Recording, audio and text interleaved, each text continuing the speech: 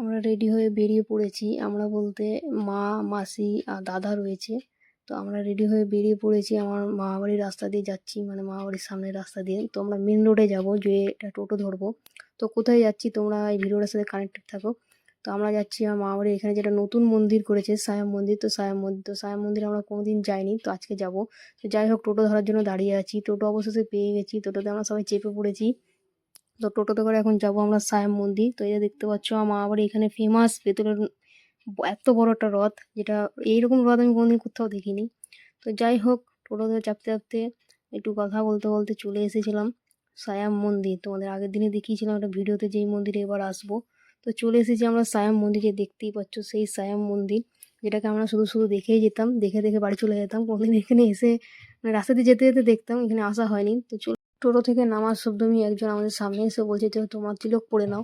তো আমাদেরকে তিলক পরে দিয়েছিল সুন্দর করে। তো দেখতেই পাচ্ছ আমার তিলক পরা কমপ্লিট। তো আমাদের বাকিরা যারা রয়েছে মা, মাসি, দাদা, তো ওদেরও তিলক পরিয়ে দিচ্ছে উনি। তো খুব সুন্দর করে তিলক পরিয়ে দিয়েছিল। তো মন্দিরের সামনেও আমরা যেতে পারিনি, রাস্তার এপারে আমার টোটো থেকে নেমেছি আর আমাদেরকে তিলক পরিয়ে দিয়েছিল। তো যাই হোক, আমাদের তিলক পরা হয়ে গেছে। তো এবার যাবো আমরা মন্দিরের দিকে। তো চলো তোমাদের দেখাই মন্দিরটা। মন্দিরটা খুবই সুন্দর করেছে সবাই বলছে। তো আমরা কোনোদিন আসিনি, রাস্তা দিয়ে যেতে আসতে দেখতাম। তো এবার আজকে মন্দিরের ভেতরটা তোমাদের দেখাবো। তো চলো, দেখতেই পাচ্ছ এই যে আমাদের মন্দির, খুব সুন্দর। তো এখানে হচ্ছে জুতো কাউন্টারে রাখতে হবে। তবে জুতো কাউন্টারে রাখার জন্য পয়সা নেয় নাকি জানি না, তবে আমি তোমাদের সেটা পরে বলবো। তো যাই হোক, জুতো কাউন্টারে রাখার জন্য পয়সা নেয়নি, কিন্তু জুতোটা বাইরে জমা নিয়েছে। তো দেখতে পাচ্ছ এদিকে অনেকগুলো দোকান আছে, যারা পুজো দেয় তাদের জন্য, পুজোর জিনিসপত্রের জন্য খাবারের দোকানও রয়েছে, চাটা এরকম সেরকম ভারী খাবারের মানে চা ঠিক বলতে পারবো না, কিন্তু মন্দিরে পুজো দেওয়ার জন্য কিছু সামগ্রী ওখানে বিক্রি হয়। তো আমরা চলে এসেছি মন্দিরটার ওপরে। তো মন্দিরের ভিউজটা দেখো, জাস্ট দারুণ দারুণ অসাধারণ দেখতে। পুরোপুরি সাদা মার্বেল দিয়ে করা, খুব সুন্দর করেছে। তো চলো এবার দেখি ভেতরের দিকটা যাওয়া যাক। তো আমরা চলে এসেছি ভেতরের দিকটায়। তো ভেতরটা তোমাদের দেখানোর আগে আমি দেখাই একটু কিছু ওপরের দিকে ডিজাইনটা। ভেতরে নাকি ফোনে ফটো তুলতে বা ভিডিও করতে দেবে না, আগে থেকে শুনলাম। তো যাই হোক, আমরা বাইরে থেকে তোমাদের একবার দেখিয়ে নিই, যদি আমি ভেতরে যদি না দেখাতে পারি তার জন্য। তো যাই হোক, দেখো একদম ডিজাইনটা দারুণ করেছে, দেখতে পাচ্ছ তোমরা, খুব সুন্দর একটা ডিজাইন করেছে। পুরো সাদা মার্বেলে, দেখে আর কি মন ভরে যাবে। তো ফোনে দেখার থেকে আমি বলবো সামনে এসে দেখো। হ্যাঁ, দেখতে পাচ্ছ গেটে ঢোকার মানে সামনে যে গেটটার মুখটা যে করেছে, মুখে দেখো ছোট ছোট মূর্তি করেছে, মূর্তি ডিজাইন করেছে সাদার মধ্যে। তো যাই হোক, খুবই সুন্দর লাগছে। তো তোমরা সামনে থেকে দেখতে আসতে পারো। তো এটা হচ্ছে সেই আসানসোল যাওয়ার পথে যে রানীগঞ্জ স্টেশনটা পড়ে, রানীগঞ্জ স্টেশন থেকে এদিকে তোমাদের আসতে হবে রাজবাড়ির দিকে। তো রাজবাড়িতে অঞ্জনা হলের পাশে এই কিছুটা কাছাকাছিতে এই মন্দিরটা রয়েছে। তো দেখি তোমাদের যদি ভেতরটা ভিডিও করে দেখাতে পারি তো দেখাবো, কারণ এখানে নাকি ভিডিও ফটো তোলা বারণ ভেতরের। তো দেখে না, তোমাদেরকে তো আমি একবার দূর থেকে এবার সব ঘুরে দেখানোর চেষ্টা করছি। যদি পরে দেখাতে না পারি তবু আমি দেখানোর চেষ্টা করব, কারণ আমাকে আটকানো অত সহজ নয়। আমি ভিডিও করবো যখন বলছি ভিডিও করবোই। তো যাই হোক, আমি ভিডিও ঠিকঠাক করেই নিয়েছি। তো তোমাদের দেখাই। প্রথমে আমি লেফট হ্যান্ড মানে বাদিক থেকে শুরু করেছি। তো দেখতেই পাচ্ছ বাদিকে রয়েছে। তো আমি বাদিক দিয়ে যখন এসেছি তখন দেখতেই পাচ্ছ বাদিকের প্রথম একটা খোপে রয়েছে গণেশ ঠাকুর, মা পার্বতী, বাবা শিব, এবং মানে খুবই সুন্দর লাগে দেখতে, গণেশের মূর্তি রয়েছে। তো তারপরের খোপে কি আছে তোমাদের দেখাবো, কারণ এই মন্দিরে আমিও প্রথম এসেছি, আমিও ঠিক জানি না এখানে কি কি আছে।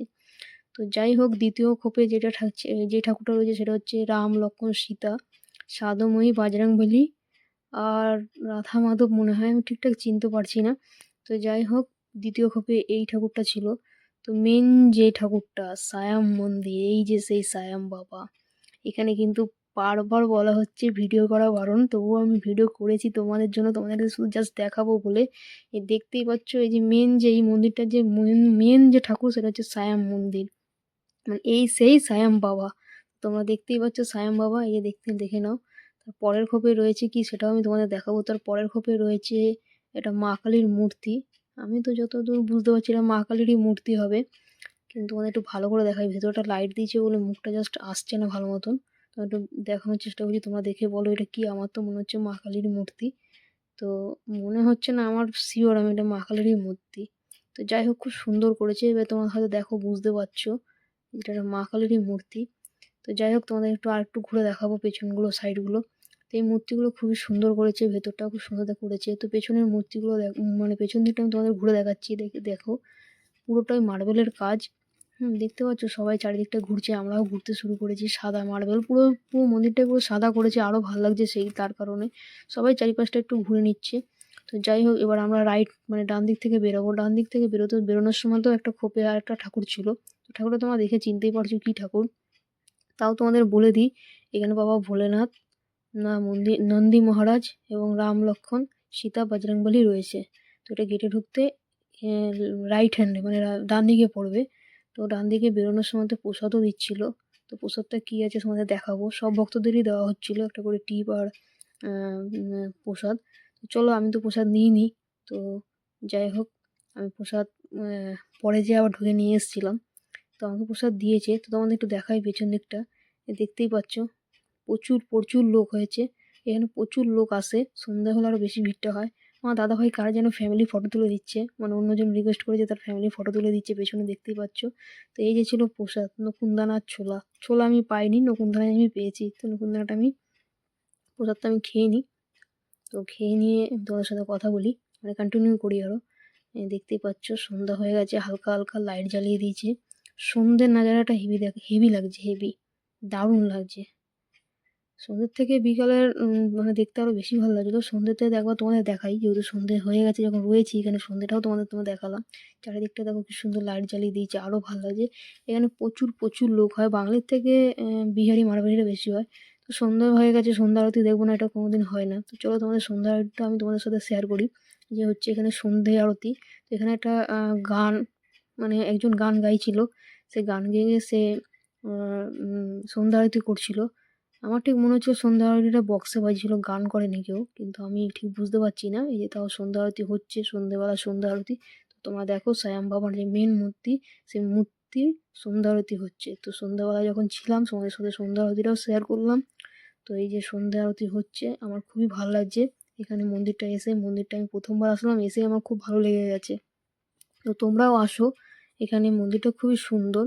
ফোনে দেখার থেকে সামনে এসে দেখাতে খুব ভালো লাগবে। তো আজকের ভিডিওটা কেমন লাগলো তোমরা জানিও। এইটুকু